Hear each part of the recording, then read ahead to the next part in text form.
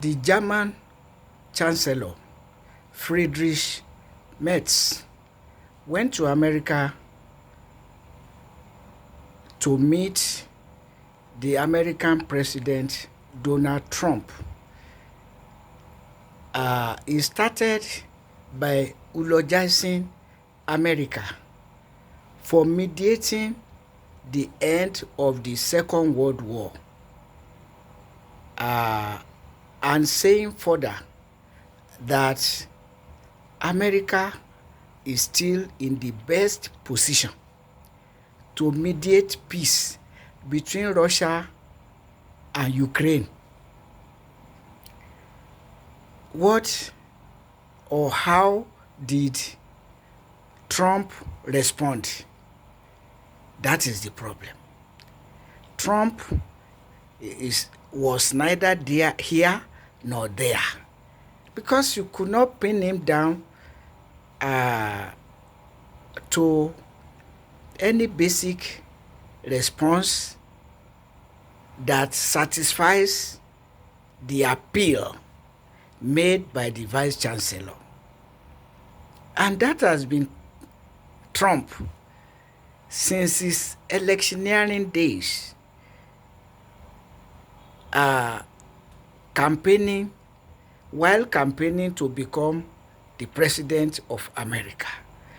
One of the things that endeared him to many people was his promise to end the war between Russia and Ukraine within the first 24 hours of his becoming the President of America.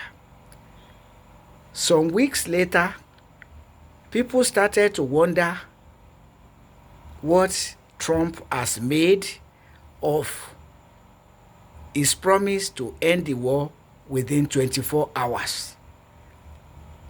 Not to say as soon as possible, since he specifically said within 24 hours. And one would have thought that it was not impossible given the right approach. But when Trump came around to address the issue of Russia-Ukrainian war, he started by eulogizing the Russian president, Vladimir Putin, who is the arrowhead of the war against Ukraine, only to be blaming Zelensky for starting the war. In fact, you could see hatred in his approach to Zelensky. In the first instance, the whole world knows that Russia is the aggressor. Russia started the war against Ukraine, and for no reason other than Ukraine must not join NATO. And you would think that as a sovereign state, Ukraine should be entitled to freedom of association, and that it was on that basis that NATO, including America, backed Ukraine to counter-attack Russia. Of course, NATO made the mistake of not telling Russia to leave Ukraine alone or face the wrath of NATO directly. So why did that not happen? Why we are still looking for answer to that, and to why Donald Trump has been behaving the way he has been behaving towards Ukraine, including demanding a price in Ukraine's mineral resource. What one could see is that Donald Trump set aside NATO, including America, that decided to back Ukraine, only for him to be associating as a friend of Putin.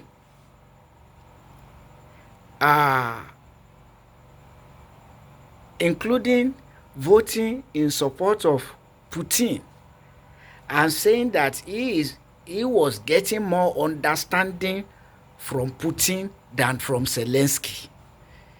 How can you get, what understanding are you seeking from Zelensky after you have accused him of starting a war that the whole world knows was started by Russia? And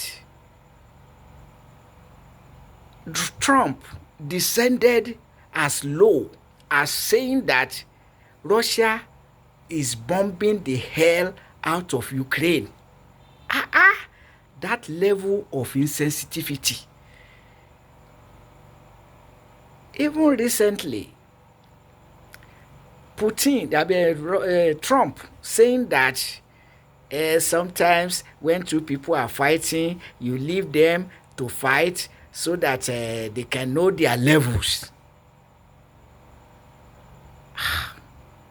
And that when two people are fighting in a park, when two persons are fighting in a park, sometimes you let them fight so that they can know their limits. Between Russia and Ukraine that was given the backing, the go-ahead by NATO, including America, under your immediate predecessor. So, Trump has been talking like a drunkard, like somebody who is not right upstairs. And that must have prompted the German Chancellor, Merz, to say, Mr. President, come, let us discuss how we shall find an end to this war, to bring Russia to accept ceasefire and negotiation for peace, and to ensure that Ukraine does not suffer excessive disadvantage in the war. That was the point clearly made by the Chancellor. But the answer of Trump is not different from his attitude to Zelensky and Ukraine. And this is of serious concern. I have said in an earlier video that Donald Trump cannot exorcise America from NATO that backed Ukraine to counter-attack Russia. It is height of insensitivity to do that. It's a moral obligation. Once your country was committed by your predecessor, you have no option. And treating Ukraine this way, because I won't say Zelensky, because Zelensky is safer than the common Ukrainians. That's the truth. So, if you have something against Zelensky as a person, What do you have? Why don't you think of the innocent Ukrainians and come to their rescue? If you are mentally balanced, and there's no evidence to that effect that you are mentally balanced. That's the unfortunate thing. Your wickedness is clear in your demand for price from Ukraine. In your statement that Russia is bombing the hell out of Ukraine. In your statement that Ukraine and Russia should be left to fight it out so that they can know their levels. Definitely, you are not right upstairs. Definitely, you are down to earth wicked. As wicked as Nigeria's president Bola Ahmed Tinubu, who is sustaining the war against the Boko Haram Muslim community, protecting the S-men terrorists. Because if he's not protecting them, he will have sent the military against them, as they send military against the Boko Haram Muslim community that was not terrorists.